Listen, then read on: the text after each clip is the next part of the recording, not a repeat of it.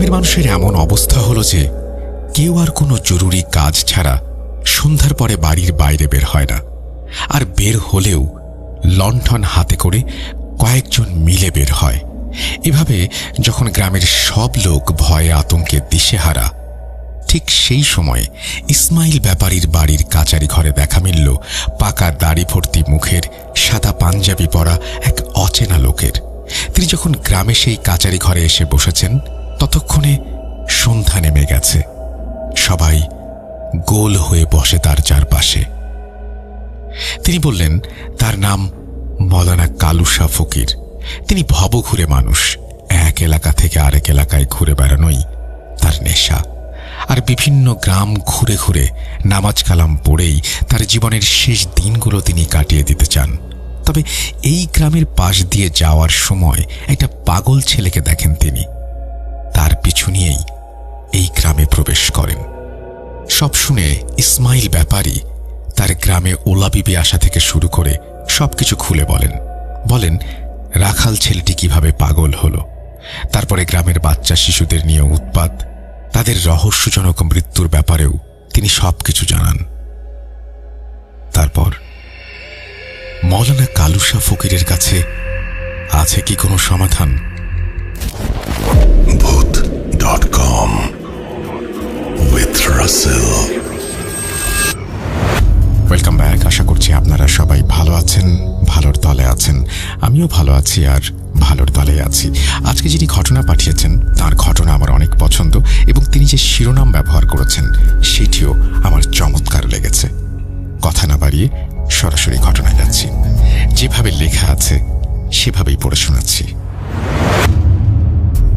সে অনেক কাল আগে গ্রামে প্রচলিত ছিল, ওলা বিবি যে পথ দিয়ে যায় সে পথে ফিরিস না সন্ধ্যায়। রাতে কান্না শুনলে ঘরের বাহিরে এসে দিস না হাঁক। কি বললাম সেটা বুঝতে পারছেন না তো? আমিও এই ঘটনাটা শোনার সময় বুঝতে পারিনি এই প্রচলিত কথাটা। তবে যতই ঘটনার মাঝে ঢুকেছি ততই বুঝেছি এই কথার মানে। তাহলে চলুন আজ আপনাদের সাথেও শেয়ার করি অদ্ভুত এই ঘটনা। আমি তানভীর তুষার আপনাদের জন্য এতদিন যত ঘটনা শেয়ার করেছি তার মাঝে এই ঘটনা বেশ কিছু দিক থেকে আলাদা। এটা একটা ভৌতিক আবহের চেয়ে বলা যায় অদ্ভুত কিছু অভিজ্ঞতার মিশেল। আর সেই ঘটনার কেন্দ্রে আছেন মৌলানা কালুশা ফকির। ভূমিকা আর বড় না করে চলুন চলে যাই মৌলানা কালুশা ফকিরের ঘটনায়।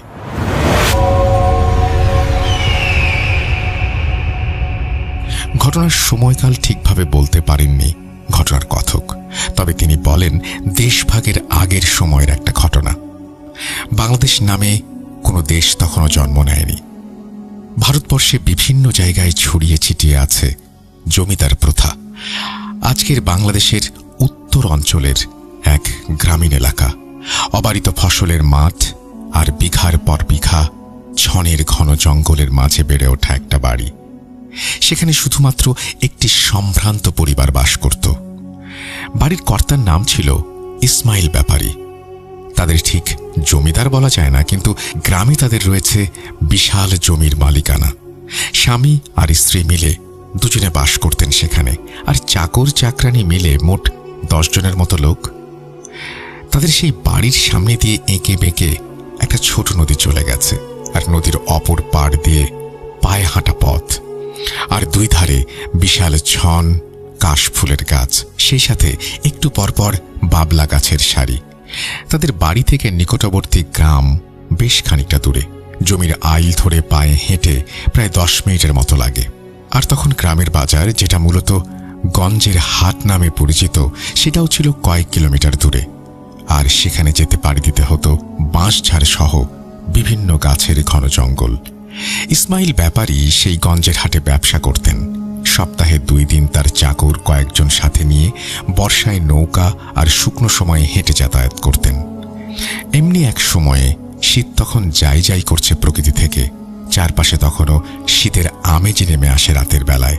ইসমাইল ব্যাপারী একদিন তার 3 জন চাকর নিয়ে চলেন গঞ্জের হাটে।